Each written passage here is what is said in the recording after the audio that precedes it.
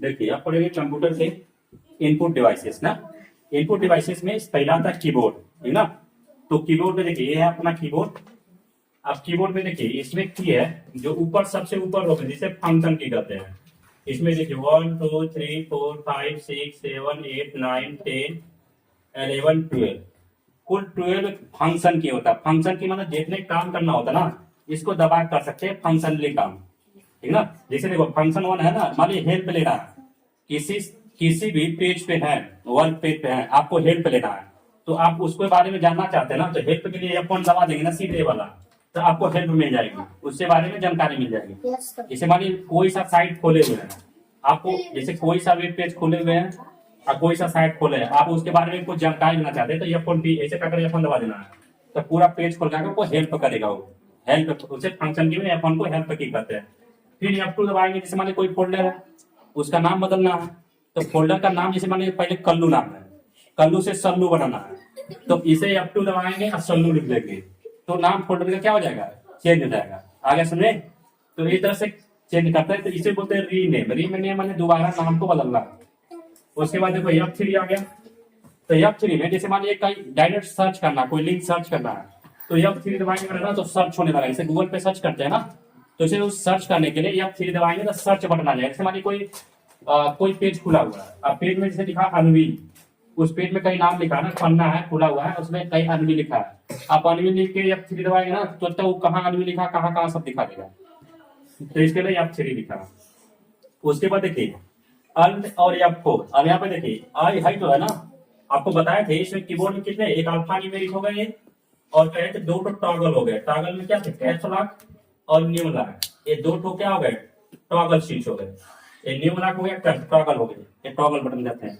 और मॉडिफायर में तीन बताए थे, एक कंट्रोल था, अल्टरनेट था और शिफ्ट थी। ये क्या थी, मॉडिफायर थी। तो यहाँ देखो मॉडिफायर की अल्टरनेट आएगा ए वाला और उसके बाद F4, तो डायरेक्ट शट डाउन कर सकते हैं। सिस्टम कंप्यूटर चल रहा ना तो डायरेक्ट बंद करना है उसको, तो बिना बटन प्रेस किए इस बटन से बंद कर सकते हैं। आपको अल्टरनेट दबाना है और उसके बाद F4 दबाना है, कंप्यूटर को बंद कर सकते हैं, रिस्टार्ट कर सकते हैं, चालू कर सकते हैं। ठीक है, F4 होगा। देखो F5 में आता है रिफ्रेश करना है। जैसे मान लीजिए कंप्यूटर ज्यादा टाइम तक चल रहा है, उसे रिफ्रेश मारना है, तो आपको सीधे सीधे F5 इसे दबाना है, तो F5 दबाएंगे तो क्या होगा, रिफ्रेश होता चला जाएगा, हो जाएगा ये। उसके बाद F6 हो गया, तो एड्रेस, जैसे कहा कि एड्रेस ढूंढना है, पता ढूंढना है किसी फोल्डर का, तो एड्रेस के लिए F6 डालिए तो एड्रेस खुल जाएगा। F7 है ना, मान लीजिए कोई सब टाइपिंग कर दिए हैं उसमें कंप्यूटर में, खूब स्पेलिंग की किताब लिख दी है। अब किताब में उसमें लिखे तो कई सारे मीनिंग ग्रामर लिखेंगे, तो मान लीजिए कौन सा मीनिंग गलती होगा, जैसे मान लीजिए मैन का स्पेलिंग यन होगा, नहीं गलती से यन लिखा गया मेन, तो उसको सही करने के लिए दबाएंगे बटन F7 दबाएंगे, जहां जहां स्पेलिंग में गलती है पूरा पेज लिख देगा ये गलती है, तो इसी को कहते हैं स्पेलिंग चेक। स्पेलिंग चेक मतलब ग्रामर, मैथ जो भी अब ग्रामेटिकली कोई भी वर्ड टाइप किया ना तो F7 डालते ही बता देगा कहाँ कौन मीनिंग गलती है। जैसे फार्मर का स्पेलिंग लिखे या फिर मियाँ, मान लिया फिर मियाँ में दो अक्षर छूट गया, तो आप जैसे F7 दबाएंगे ना तो बता देगा ये फार्मर गलती लिखते हैं, तो इसे स्पेलिंग चेक करते हैं। स्पेलिंग मैंने पूरा पैराग्राफ में लिखा हुआ ना, स्पेलिंग डायरेक्ट बता देगा यहाँ यहाँ गलती है, हो गया ये। तो F7 अब F8 में देखिए बूट मेनू, कहता बूटिंग करना हो। बूटिंग जैसे क्या होता है कि जब सिस्टम चालू होता है ना तो बूट करना करते हैं, तो F8 से बूटिंग का प्रोसेस होगा। F8 यहाँ पे F9 ने रखा एक्सेल रिफ्रेश।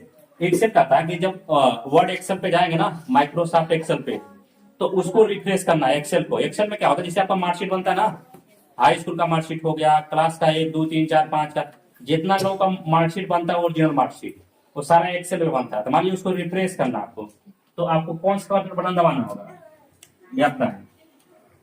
अगर मान लीजिए 10 वाला क्या है, एक्टिव द मेनू बार, किस मेनू पे काम करना ना, कौन सा एक्टिव है उसे देखने के लिए F10 दबाएं, एक्टिव द मेनू बार दिखा देगा। F11 करना फुल स्क्रीन, जैसे बैंकिंग वैंकिंग में ज्यादा काम होता है, जैसे बैंकों में देखते ना पूरा खाता भरना, किसी का नाम गलती है, किसी का नाम सुधारना, तो ये सब बटन बैंक वाले प्रयोग करते हैं ज्यादा, ऊपर वाला के। उसके बाद देखिए ये अपने फुल स्क्रीन, मान लीजिए आपका हेडर छोटा दिखा रहा है, हेडर छोटा वीडियो चल रहा है लैपटॉप में, फुल स्क्रीन दबाना था, F11 दबा के पूरा फुल डिस्प्ले होगा, बात समझे, तो फुल स्क्रीन। F12 में देखा सेव करना है, जैसे मान लीजिए कुछ लिखे है ना उसको सेव करना है सिस्टम में, मेमोरी में, तो क्या करेंगे F12 में आगे लास्ट वाला, तो वो क्या हो जाएगा, सेव हो जाएगा। समझ आ गया सबको? तो ये हो गया कीबोर्ड। अब कीबोर्ड तो खाली पहला रो पड़ेगा फंक्शन की, अभी इसी के बारे में केवल लिखा रहा है आज के डेट में। अब उसके बाद देखिए दूसरा का चाहिए इनपुट डिवाइस में, पहला था कीबोर्ड, कीबोर्ड के बारे में जनरल इंफॉर्मेशन हो गई। अब दूसरा टॉपिक देखिए, दूसरा है माउस। तो माउस में बेटा 3 गो होता है, एक होता है देखिए बीच का, 2 किनारे राइट लेफ्ट होता है ना। तो माउस में 3 बटन होते हैं, 3 के होते हैं, माउस को भी दिखा देंगे। जॉयस्टिक वाले एक गेम हम खेलने के लिए करते हैं, बीच में गोली रहेगा, माउस की तरह रहेगा, ऐसा घुटता है तो गोली नाचेगा, तो जॉयस्टिक बॉल बोलते हैं।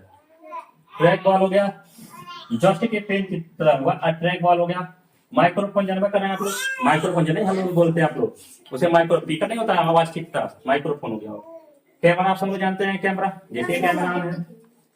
टच स्क्रीन, टच स्क्रीन आप जानवर करते हैं, जिसे छू के, जैसे मोबाइल चलाते हैं ना टच से, तो वो भी इनपुट है, वो जो छुएंगे अच्छा वही काम करेगा, इसलिए इनपुट काम करता है टच स्क्रीन।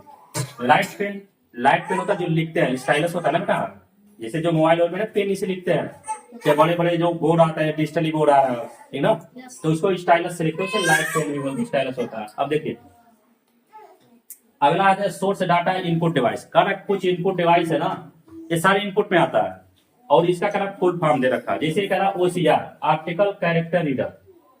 OCR डिवाइस जब जाएंगे ना, देखिए कहीं आप जाते हैं शोरूम में कपड़ा खरीदने, तो लेबल लगा रहता है, ऐसा बार कोड लगा रहता है, ऐसा मशीन वगैरह टिक से तो तक उठा लेगा, आगे सुनने, तो उसे OCR कहते हैं, वो मशीन आती है। OMR, जैसे आपने क्या किया नवोदय सर्वोदय का पेपर देखा है, तो गोला भरेंगे ना, तो गोला वाला अब आदमी नहीं चेक करेगा, उसको मशीन चेक करता है। OMR मशीन होता था, जो डालते हैं इनपुट होता है, अब बाहर निकलता है तो क्या होता है आउटपुट। देखिए OBR, optical bar code reader.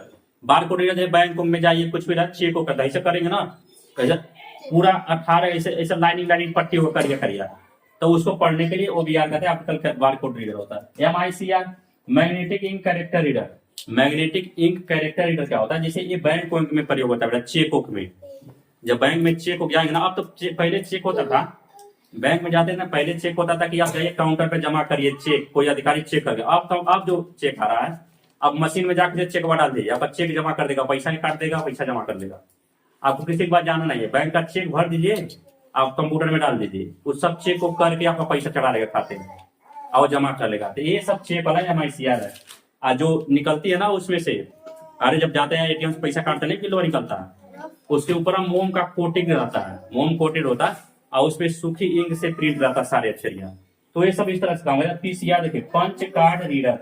Punch card reader जिसे आप पहले देखते ना, पहले आप लोग छोटे छोटे लैंग्वेज नहीं देखोगे, पहले जो VCR आती थी, टीवी में चलती थी, तो जो रील होती थी, रीलवा किनारा छेदा होता था, गोल गोल छेदा बना रहता था, तो छेदवा इसलिए रहता था कि उसपे पूरा आवाज रिकॉर्ड होता था, पूरा आवाज जो होती थी ना उसी छेदे में होता था। जैसे आप ऐसे एक होता था, ये पहले जो चलती थी कैसेट वैसे आती थी, तो कैसेट में देखो ऐसे पट्टी होता, रील होता था, और रीलों के बाद ऐसे पूरा पट्टी हुआ करता था,